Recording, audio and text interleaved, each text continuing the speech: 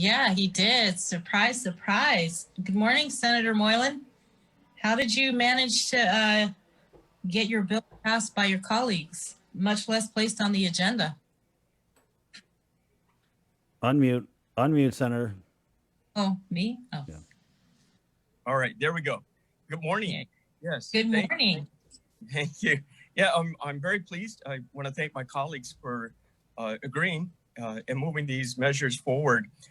There was three of them, actually, and all are economic bills to help our island. We're working really hard to, of course, take care of our health, but we also had to project what are we going to do next. We learned a lot of lessons as we're going through this pandemic, but most especially is the economy for these measures. And first being the Bill 133, and that basically allows your licensing fee to be reduced for the limited liability corporations, or LLC. So before this bill came around, it was $1,000 if you just for filing your license for an LLC. And the LLC does offer a lot more protection for businesses, and this is focused on small businesses too, right?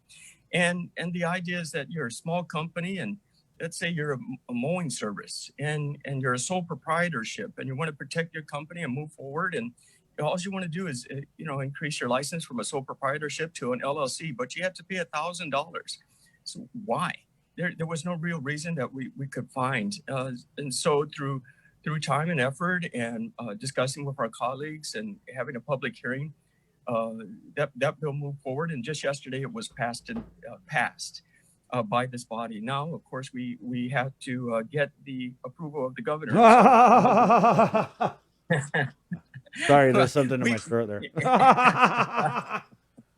You got to write some letters there, Senator. Did you write her a letter yet? Dear Governor, did I tell you your hair has been looking so good lately? And man, how about that car score, Gov? Well, I'm sure there were several bills that got passed. So you're just hoping that she doesn't notice a couple of them are yours?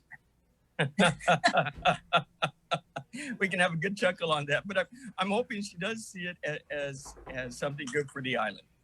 So there is some concern that you're going to lose some fees, and yeah, rightfully so. But the idea is not to generate income for the government by increasing fees on businesses or people. The idea is to allow the opportunity for entrepreneurs to open their business, to hire people, to provide a service, and then pay their taxes. So that's the goal, right? It's not taking money away from the government. It's allowing people to open their doors for their businesses, expand their businesses, hire employees, and pay their taxes that way. And then we have a healthy economy. The other two bills, 217 and 218, they both address adding a couple of industries to the matrix of GITA, and GITA will then review them for a qualifying certificate. What that does will attract businesses to the island. And as we know, we were really locked in with the tourism industry on Guam, and it's definitely, hopefully, will come back, but it has taken a big hit. But what if we had diversified businesses on Guam, diversified companies on Guam? One of them, which was 217, is the drone industry. And since this bill has come out back in 2019, there has been interest in coming to Guam to establish this industry. What we mean by that is the factories, the manufacture and development of the drone industry on Guam. And there has been interest so far. So we're just hoping this bill, of course, again, with the help of the governor signing it into law, will be able to add jobs to the island. And there's also education for our students to get into this industry and further themselves for aviation as well. So that's one. The other is, of course, the manufacture and distribution on the islands. So, we see what's happened in Hong Kong, and we're seeing the need for additional businesses on Guam. So the manufacture and fulfillment centers will help, again, develop jobs. And we're not talking small scale necessarily. We're talking companies that want to come here to invest greatly and to hire, hopefully hundreds of people, and to train our folks here in that new industry. So again, I want to thank my colleagues and for moving this measure forward. It was more than unanimous decision. And I'm hoping, and I humbly ask the governor will look upon that favorably and bring new industries to the island and help our small businesses by reducing some fees so they can open up too. So I'm really happy for that. What you said there was an interest with regard to the manufacturing of drones here on Guam. What companies have you heard of? The Pacific companies, I'm not sure their names, but the reason the interest is on Guam is in the mainland where they have all this testing, you have to compete for airspace. There's limited airspace when you do your testing. Likewise in Asia side too. Then there's also weather conditions on those other places. But on Guam, we are so blessed with great skies, and you can see for 20 miles. And our weather conditions, if it's not raining, it's some beautiful days as well. So we had the space, we had the airspace to come here and do their industry, right? So there's a lot of flight training available time. And also on, let's see, Henry Simpson up at the Raceway Park, they also have a runway there that they're hoping to add on. And there's also drone areas too, as well. So they see the possibility too. And by us offering qualified certificates, and this will be up to GITA to see what amount would be fair and reasonable depending on what the industry wants to bring to the island, how many jobs they'll produce. But it's going to cost a lot of money to come to Guam if you're going to develop your factories here. So how would you attract them is by the government allowing you some leeway to recoup your expenses. And we would only do that if it meant hiring and giving jobs and giving into the general fund, eventually becoming productive. So there has been interest, and there will probably continue to be interest, but we can't lock in that interest until, of course, the governor signs these bills into law. So again, I'm hopeful for that. Well, as you mentioned, your bills they're focused on building up the economy, creating jobs and hiring and things like that. Have you heard anything about or participated in any discussions or maybe even had conversations with the Chamber of Commerce about how we're going to rebuild our economy? Yes. We do share our bills with the Chamber, and of course they are looking at this too, especially they were most interested in the LLC bill of reducing that fees, because there are many in the Chamber. The Chamber represents over 450 small businesses, and many of which are sole proprietorships who are looking at moving on to an LLC company, who want to expand their business. So anything that revolves around economic bills, which mostly I've been focusing on to create the jobs, the Chamber has a lot of times have been favored. And likewise, the Chamber has shared some of their ideas with our office too, on measures that we can move forward. Because we all want to, of course, take care of the pandemic, our health, but we know eventually we have to get our economy going once again. And these measures, I'm glad that they got this far, right?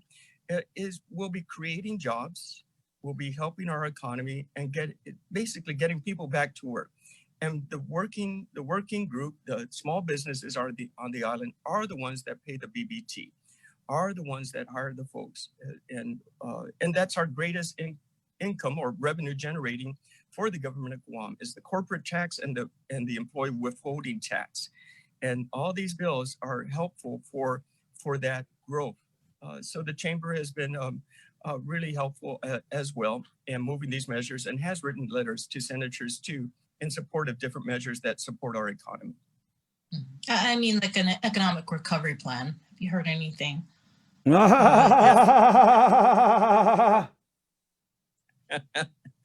Thanks, Chris.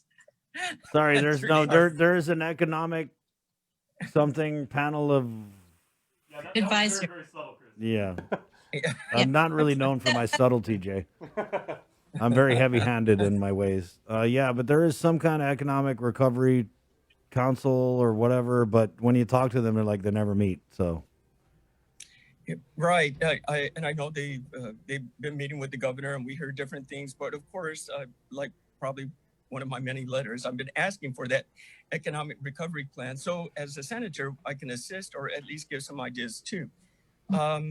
But I'm not going to be waiting longer. So in the 36th, we got one more month in December for the 35th to complete, and the 36th will be starting in January. So I'm working with my fellow Republican colleagues, and there is a plan that we have together because we want to come out right away, right, to help our economy. So there's some measures we're looking at, and I'll be discussing with my colleagues what we can do. But I'm anxious to get into to introduce or our economic recovery plan, and we'll be doing that really soon. When you talk about the next legislature, one thing I want to talk to you about is what's up with who's going to be the minority leader. Is it going to be you? That's what we're hearing. What's going on behind the scenes? Gush, Senator.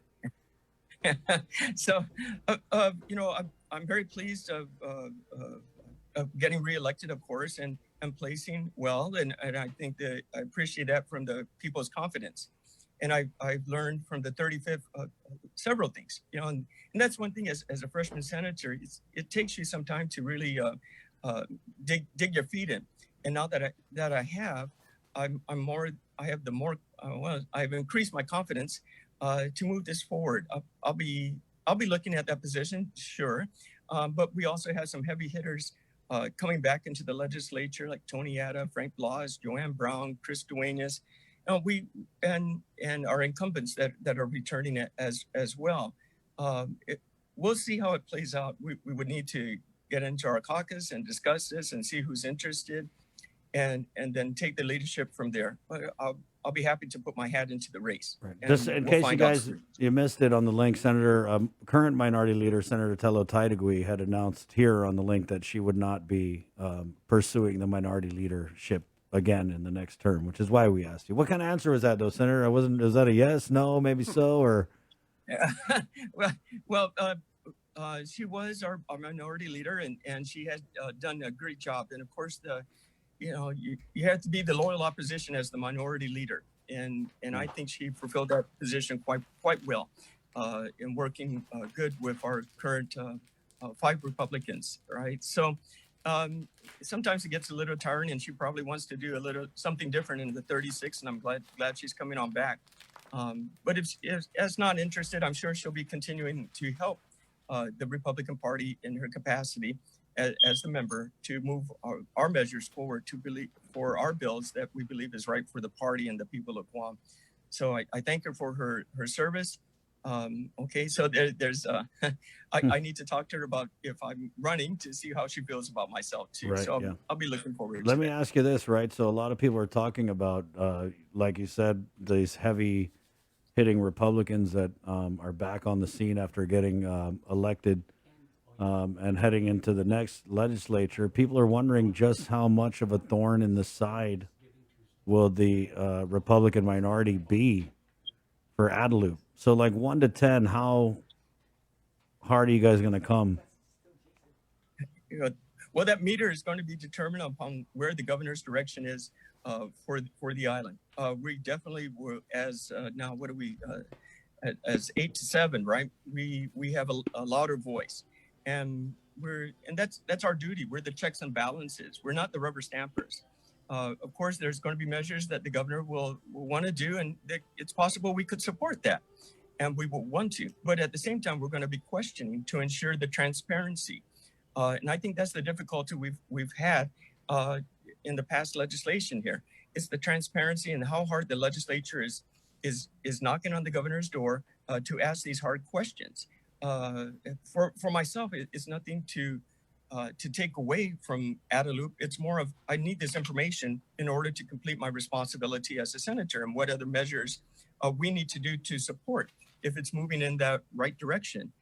If not, and we feel from our constituents and our party values too, we definitely will move that meter up from 0 to 10 and won't let go until it finally is come back to some sort of an agreement. It won't, of course, be more one side than the other side, but it would have to come to the agreement.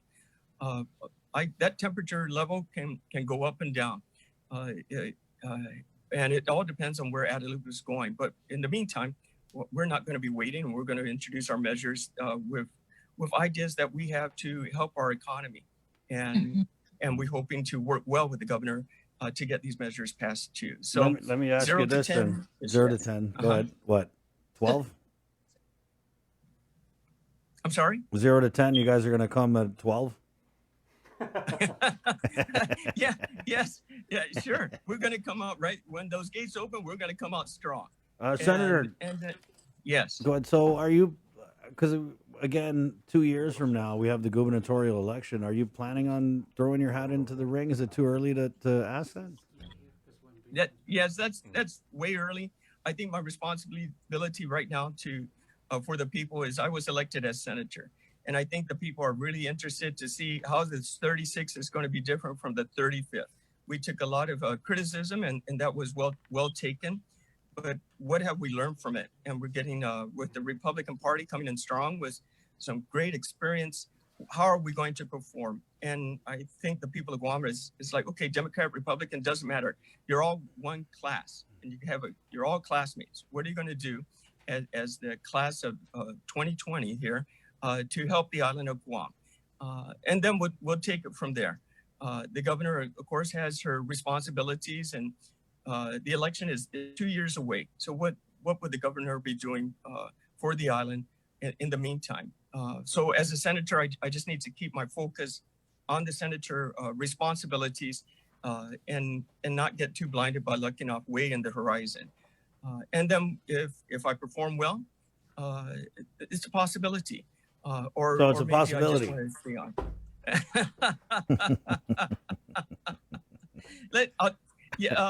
Of course, right? Of course, there's always possibility of higher office, or if that doesn't work out, I'm not going to put all my eggs in one basket either. So I'm enjoying my time even more so, and I'm really looking forward to the 36th Guam legislature and with my new colleagues and pushing our measures from day one right out of the door, just like I did in the 35th. Right, because you got some backers now. Yeah, that's right.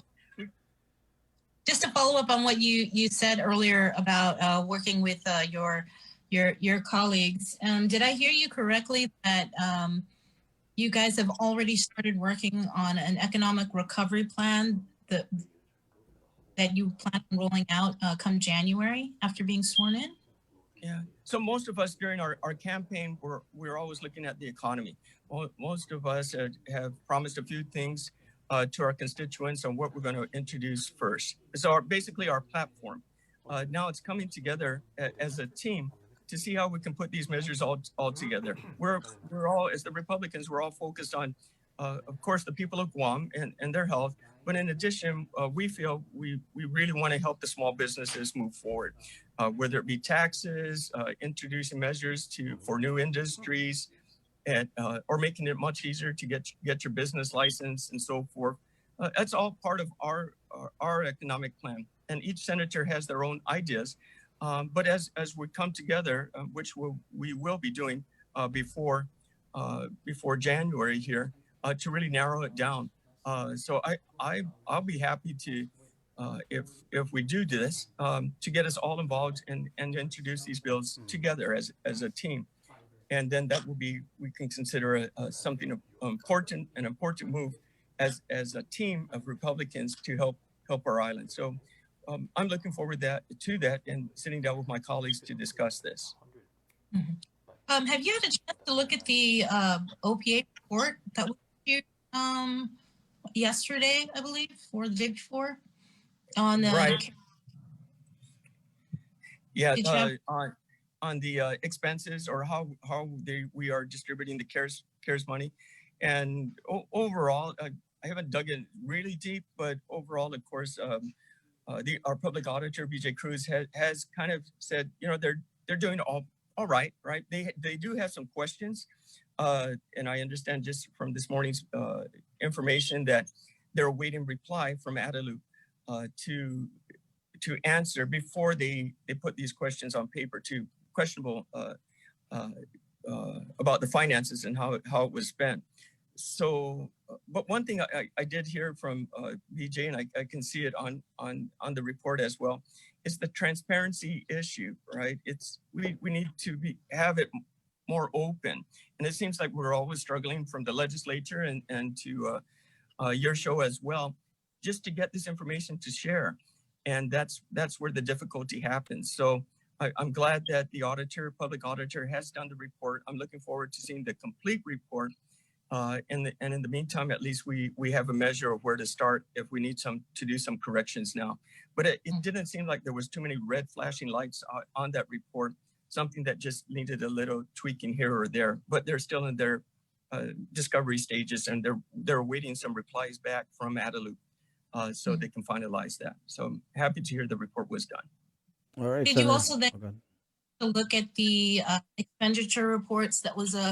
It was posted on the Guam Legislature website, and it broke down the budget and how much agencies were allotted from 117 million CARES Act fund. And I think, we have till December, to spend that 117, $18 million. And I think there's still like over $40 million left that we haven't spent yet. And I know Senator Teresa Light did have some concerns with public health, the agency get more of that CARES Act funding. So what was your read and your reaction to that expenditure? Sure, I actually had the report here and I'm still looking it over, but it's not as detailed as I needed. And we're planning a FOIA request to get more information. We're really looking at the contracts and the purpose of these contracts. I see the department spending, but spending on what? And for the purpose of what? And that's what I don't know. And that's what I wish, if it was more transparent, just put it all out in black and white so we just don't have to keep on asking and asking from media to asking to 15 senators asking. And that's the difficulty again. The more transparent we are, then that information is there. We have nothing. If there's nothing to hide, then complete the report. Make it another tab on the computer program there, and we can hit that. Oh, that's where. Oh, this is the purpose of. Oh, okay, I understand more now. Instead of us wondering, and there is over 40 million, or maybe a little less than 40 million, still there. And the governor has reappropriated these monies before, and we know, is it really important based on their initial budget? And if it's not encumbered, or if it's not encumbered, then redirect it to the people. That's what we're asking. Prove if not, then prove to us why these expenditures are necessary for that. Then I can understand. If you can tell us why not, it can't go back to the people, then it would better be a good reason. And if we can understand, then fine. If we can't, then I'm going to make that meter up to 12. But if you can, then that's fine too. So that's all I want. That's all I want, and to assist the governor, and so we can get this through this all together. Yeah, you're right. I mean, it does take a total team effort during everything that's going on with this pandemic. So thank you so much for your time, Senator. Was there anything else you wanted to discuss? Well, I'm glad our CAR score is going down, and I'm happy that hopefully we can reduce our hospitalization, and just paying attention and doing the right things. We'll get through this. The holiday season is coming up, and it's our chance to regroup and get together with our family again and feel that warmth once more. And then with the new year coming in, I'm looking forward to these economic bills passing and getting our economy going again with a better health for the island. So this is a chance to wash away the old, and with the people of Guam, who are so, we're so loving people that we want to move forward, and we're not going to give up. So congratulations there for you guys, and Bree, for taking your test and being a real trooper on that. So that was really important, and I think some people will follow that example to do as well. So I'm looking forward to a brighter future, especially for the island, for us, and for the people of Guam. And I want to thank the people of Guam for their confidence in me, and I'm looking forward to service of the island. Thank you so much. All right. Thanks, Senator. I wish I could be a fly on the wall when your bills and Senator Terlahi's bills land on the governor's desk. Thank you, Senator. It will Okay. be interesting. Yeah, it will. All right. 808, guys. Thank you. Thank you. To our viewers on KUAM TV, thanks so much for jamming with us here on the Link on the Breeze. We've got a whole bunch of great programming coming up on KUAM TV, so you can